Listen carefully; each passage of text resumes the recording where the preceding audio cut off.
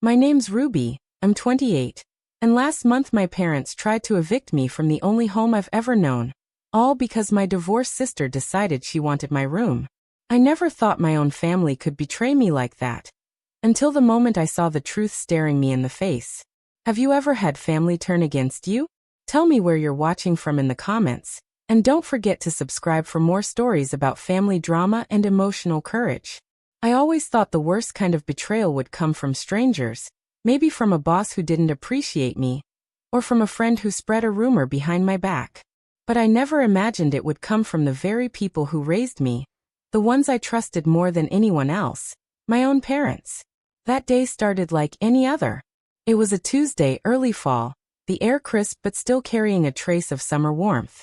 I had just come home from work, my tote bag heavy with files I had meant to finish but never got around to. I remember pushing open the front door, the smell of baked chicken filling the house.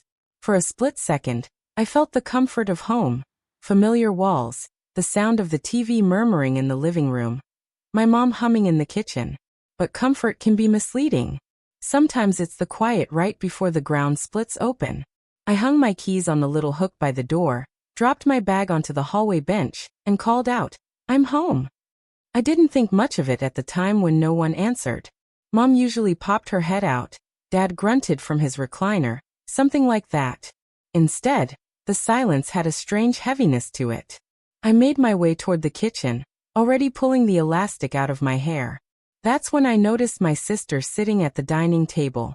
Piles of papers were spread out in front of her, and she was holding a glass of wine like it had been there for hours. Her name is Melanie, older than me by 3 years. She had just gone through a rough divorce, and she moved back home a couple weeks earlier. I told myself I'd be supportive, even though we weren't especially close growing up. But the way she looked at me that night wasn't the look of someone needing comfort. It was the look of someone who had already claimed something. "Hey," I said carefully, dropping my voice. She didn't answer right away. Instead, my mom turned from the stove and gave me this smile I didn't recognize. It was forced, thin, stretched across her face like a mask. "Ruby, honey, we need to talk." I froze in the doorway, hands still clutching the strap of my bag. "We need to talk." Those words never meant anything good. About what? I asked, though my chest had already tightened. Dad cleared his throat from the living room, where I realized he had been listening the whole time. He didn't even turn around. He just called out, "About some changes we need to make around here." I stepped closer to the table. The papers in front of Melanie weren't random bills or letters like I thought. They were stacks of her divorce documents, apartment listings, and what looked like storage unit information. She sat there like a queen in waiting, fingers tapping the rim of her glass, eyes fixed on me like I was the guest, not her. Mom wiped her hands on a dish towel and walked over. "Melanie needs stability right now. She can't live in that apartment anymore, not with the rent being what it is. She's been through so much, and we all need to help her." I felt my stomach drop, though I still didn't fully understand. "Okay, but what does that have to do with me?" That's when Melanie finally spoke. "It means I'm taking your room." The words hit me so hard I thought I misheard her. I blinked, my throat suddenly dry. "Excuse me." She leaned back in her chair, her tone cool, almost rehearsed. "Mom and Dad already talked to me. I need the bigger room. You're single, you don't need the space like I do. It's only fair." Fair. The word burned. I looked at my parents, waiting for one of them to correct her, to tell me this was just some misunderstanding. But neither of them said a word. My dad pretended to stay focused on the TV, his jaw tight. My mom looked at me with that same strange smile, like she was bracing herself for my reaction. "Wait a second," I finally said, trying to keep my voice steady. "You're telling me you want me to give up my room, in my own house? After I've been here, paying bills, helping you both out, keeping this place running when you couldn't? And now you're siding with her because she, got divorced?" My mom sighed, a long, exasperated breath. "Ruby, it's not about sides. It's about family. Melanie needs us more than you do right now. You're stronger, more independent. You'll be fine." I laughed, but it came out sharp, humorless. "Independent? I'm still here because I can't afford to move out yet. I've been carrying half this house for years, Grocery bills, utilities, even your car insurance when Dad was out of work. And now I'm just disposable? Melanie shrugged, as if this wasn't a big deal. It's just a room, Ruby. Don't make it dramatic. I wanted to scream. I wanted to rip those smug words out of her mouth. But instead, I stood frozen, my hands trembling at my sides. Because in that moment, the truth finally sank in. My parents had chosen her. Not me. Not the daughter who had stayed, who had worked late shifts to help with bills, who had done the grocery runs and the laundry when Mom's back went out. No, they chose the daughter who had returned broken, because she was louder in her need, more demanding, and more willing to manipulate their guilt. The air in the room felt thick, pressing down on me. I grabbed my bag from the chair and turned toward the stairs, my chest heaving. I'm not doing this tonight, I said, barely above a whisper. No one stopped me. Not one of them. I climbed those stairs with my legs shaking, every step echoing like a drumbeat of betrayal. I slammed my door shut and leaned against it, staring at the familiar walls of the room I had always called mine. Suddenly, it felt like it wasn't mine at all. And that was the day everything changed. I leaned against my bedroom door, heart pounding, ears still ringing with Melanie's smug voice. The walls felt too close, like the very room I had fought to protect was now shrinking around me. I pressed my forehead against the cool wood and whispered to myself. They really meant it. They chose her. That night, I didn't sleep much. Every creak of the house reminded me of them downstairs, probably talking about me, deciding my fate without me in the room. The clock blinked past midnight, then 1, then 2. I stared at the ceiling, my mind spinning with all the times I had done things for this family, moments that now felt meaningless. By morning, the house seemed to have reset itself. Coffee brewed in the kitchen. My mom hummed again like nothing happened. My dad sat with his newspaper, pretending not to notice the storm in my eyes. And Melanie? She waltzed in wearing my old sweatshirt, her hair pulled back like she owned the place. Morning, Ruby, she said, voice chipper, as if she hadn't declared war on me less than 12 hours earlier. I didn't answer. I poured coffee into my mug, hands shaking slightly, and took it back upstairs. But ignoring them didn't stop the pressure. That evening, Mom knocked on my door. Not a soft knock, more like the kind that warns you resistance isn't an option. I opened it halfway, clutching the frame, not inviting her in. Ruby, we need to talk again, she said, her eyes flicking past me to my unmade bed and scattered notes. I didn't move. What more is there to say? She let out a sigh, the kind loaded with disappointment. You're making this harder than it needs to be. Your sister is going through a terrible time. Can't you show a little compassion? My jaw tightened. Compassion doesn't mean I give up my life for hers. Her face hardened. We're a family. We've always helped each other. When your dad lost his job, Melanie stepped up. Don't you remember?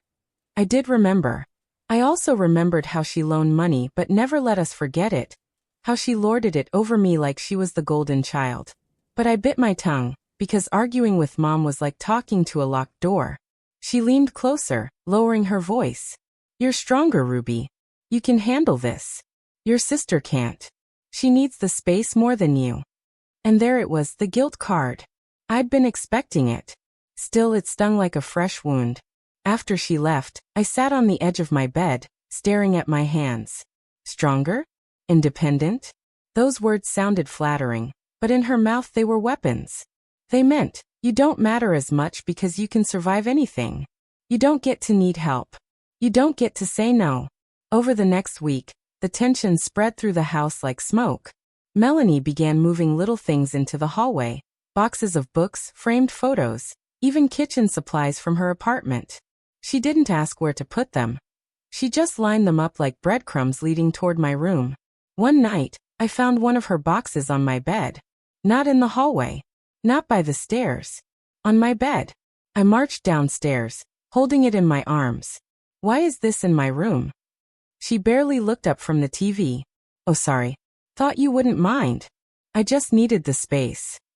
You needed the space? I repeated, my voice cracking. Dad cleared his throat, lowering the volume. Ruby, don't start. She's under a lot of stress. I stared at him, the man who once cheered at my college graduation, who bragged about me to his coworkers, now barely able to meet my eyes. And I'm not. I asked, my voice low. You think working 60 hours a week, barely paying my bills, doesn't count as stress? No answer. Just silence. That silence became its own weapon. Meals turned cold, conversations clipped. Every time I tried to speak up, they threw phrases like daggers. Don't be selfish. You'll understand when you're older. Family comes first. But the worst was when my mom looked at me with that weary face and said, Ruby, sometimes you have to sacrifice for the people you love. The words twisted in me, because hadn't I been sacrificing all along? My weekends, my paychecks, my peace of mind? I remembered the winter when Dad's truck broke down, and I dipped into my savings to cover the repairs. The summer when Mom's back kept her in bed, and I cleaned the whole house after double shifts. Did none of that count? The resentment grew, heavy and sharp, settling in my chest like a stone I couldn't swallow. One evening, I overheard them talking in the kitchen. I had come downstairs for water, but stopped when I caught my name. She's being difficult, Dad muttered. I thought she'd cave by now. Mom sighed. Give her time. She'll realize it's for the best. Melanie's voice chimed in, low but smug. She's always been stubborn. But she'll crack. She doesn't want to be the bad guy here. I gripped the banister so hard my knuckles turned white. Bad guy? They were painting me as the villain for wanting to keep what little I had left. I crept back upstairs, my throat burning. That was when the silent resentment became something darker. It wasn't just hurt anymore. It was anger. Quiet, simmering, the kind that didn't need yelling to exist. Over the next few days, I started noticing things differently. Melanie left dirty dishes in the sink, expecting me to clean them like I always had. I didn't. Mom asked me to pick up groceries on my way home. I said no. Dad asked if I could help fix the leaky faucet. I told him to call a plumber. For once, I stopped bending.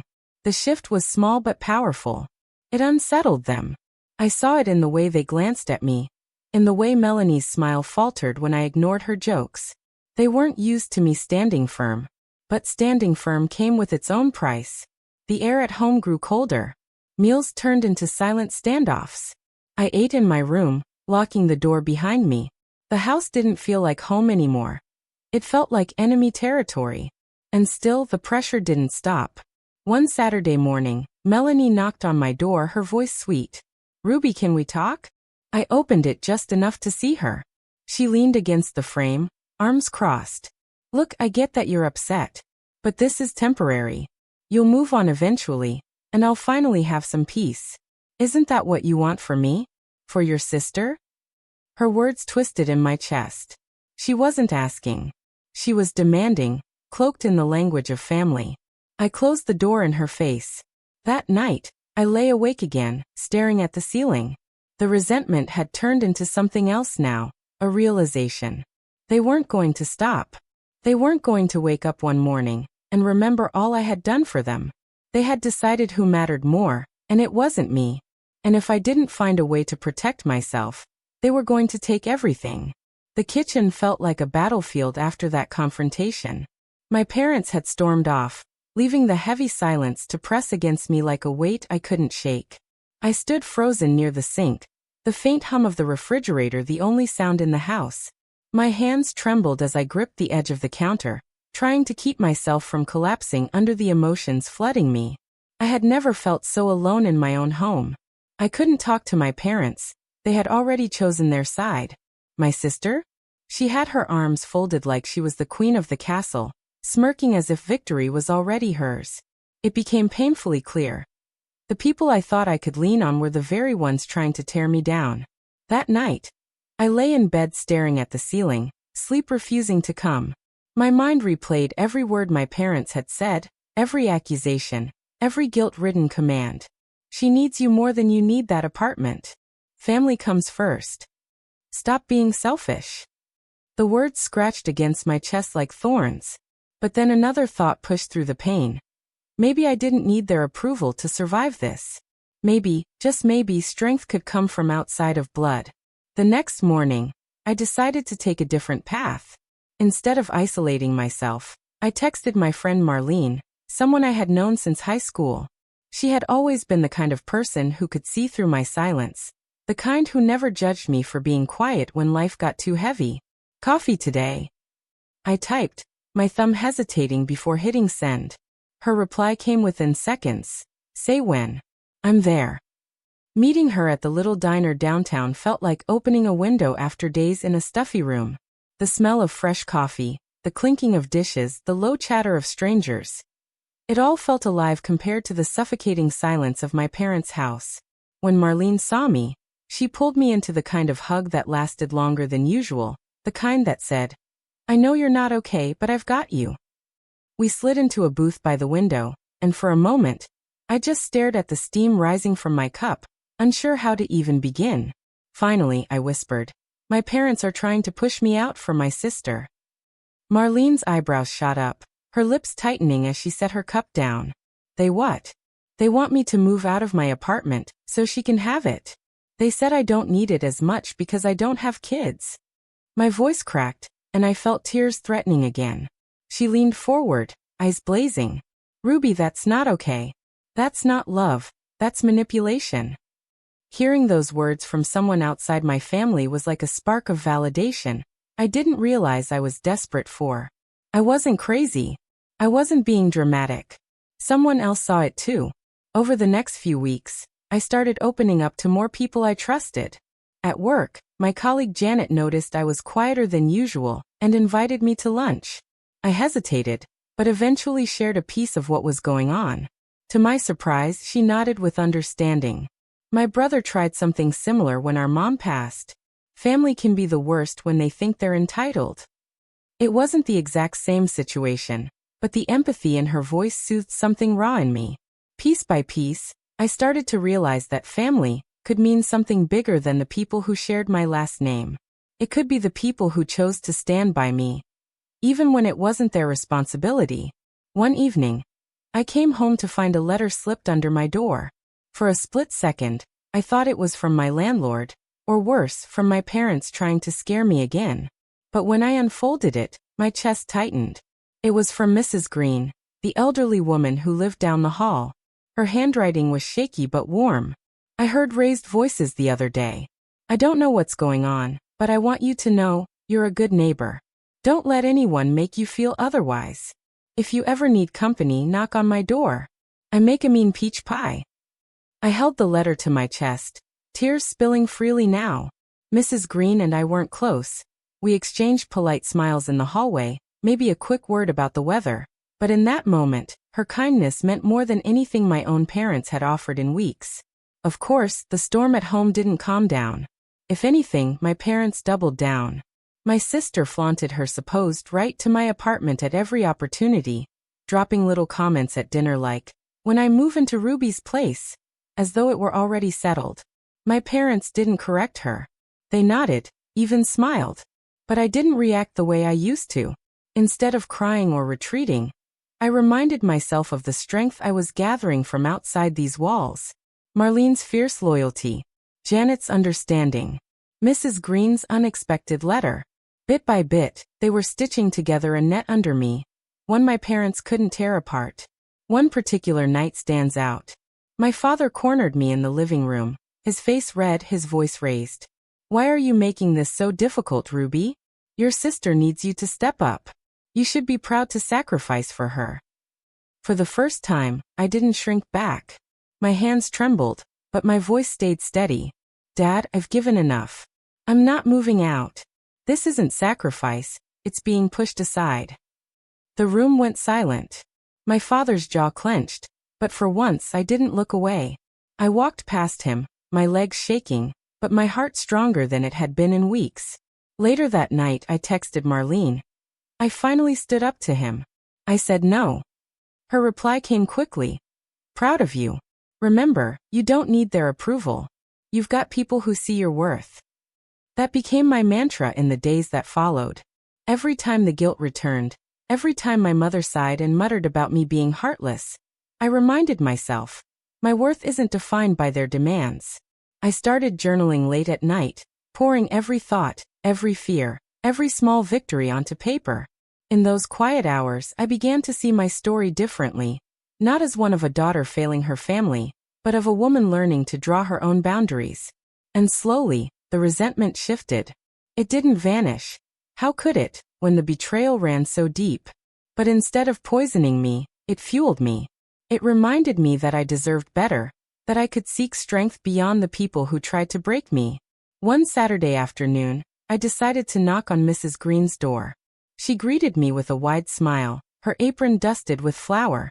"I was just about to take a pie out of the oven," she said, ushering me in. Sitting at her kitchen table, eating warm peach pie and listening to her stories about her late husband and their tiny first apartment, I felt something I hadn't felt in weeks: peace. Real quiet peace. And in that small, sunlit kitchen, I realized something powerful. I wasn't truly alone.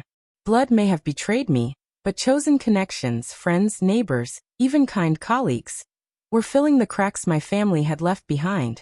That was the day I stopped seeing myself as a victim of my parents' pressure, and started seeing myself as someone capable of building a new kind of family, one built on respect, kindness, and choice. When I returned from Mrs. Green's apartment that evening, the house was too quiet.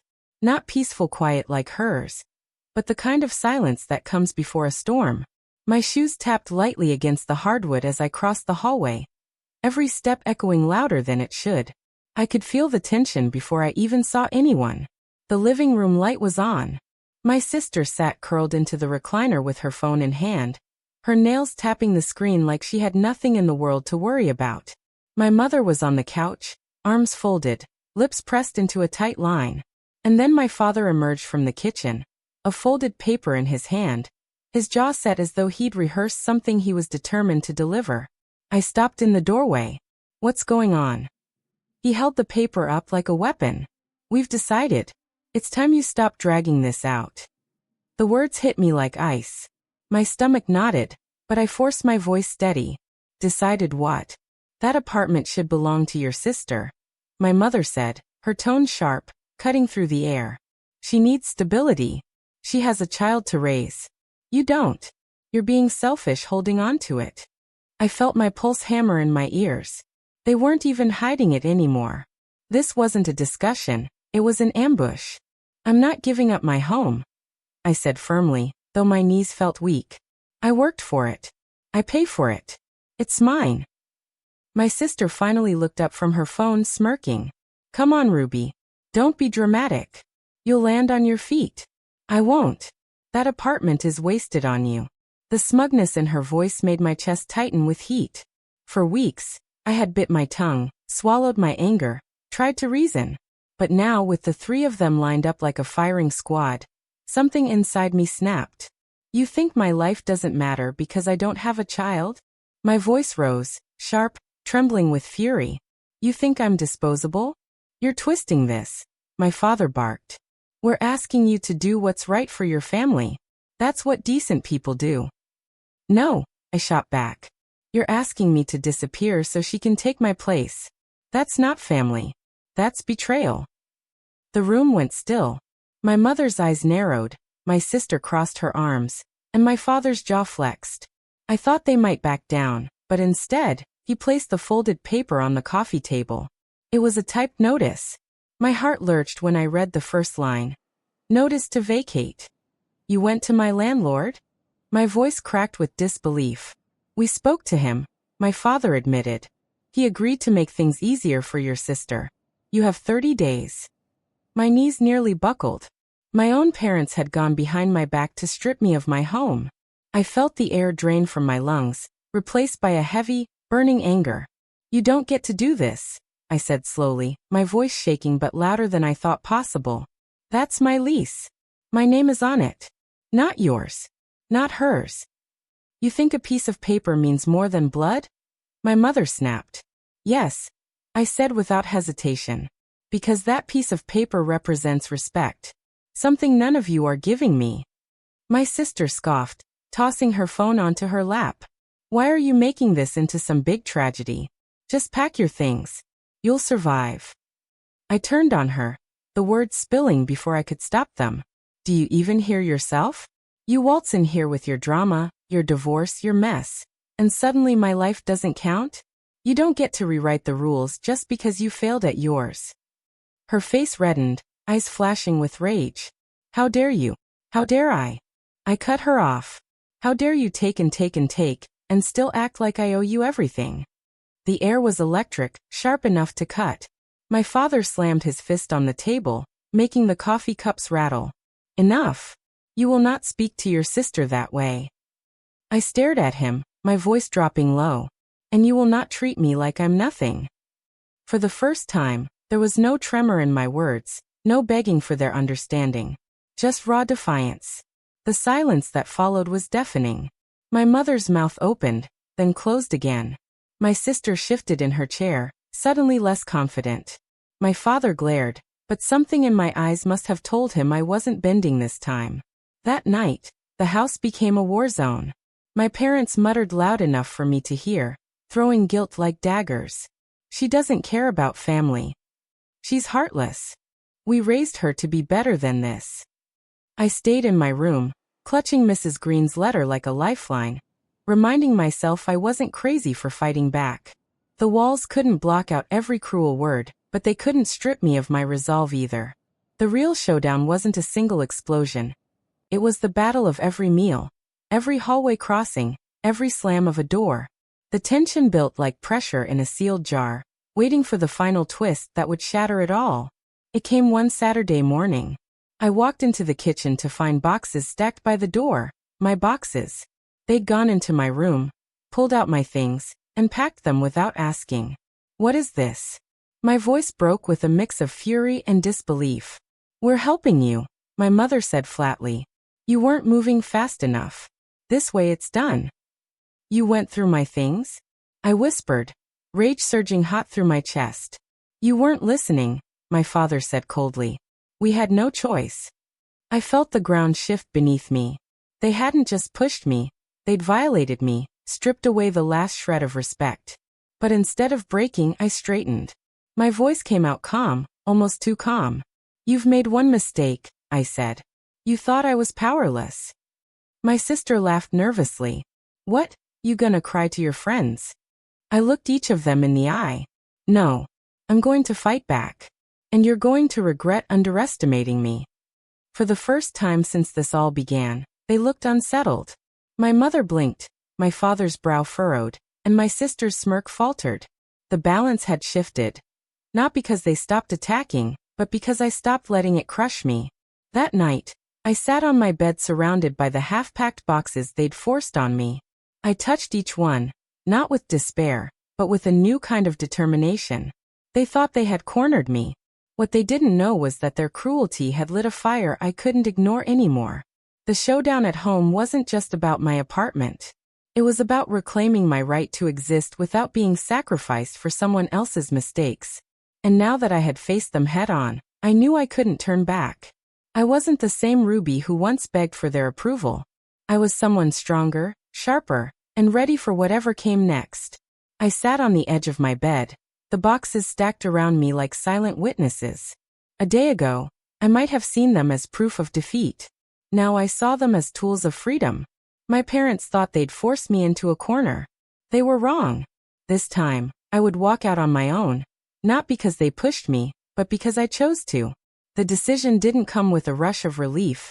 It came with a slow, steady weight. I wasn't running. I wasn't hiding. I was reclaiming control. And I knew every step of leaving would hurt before it healed. The next morning, I opened the curtains wide, letting sunlight flood the room. For weeks, the house had felt dark, suffocating.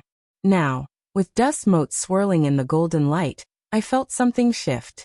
I pulled the first box closer, kneeling on the floor as I folded sweaters, shirts, and jeans with careful hands.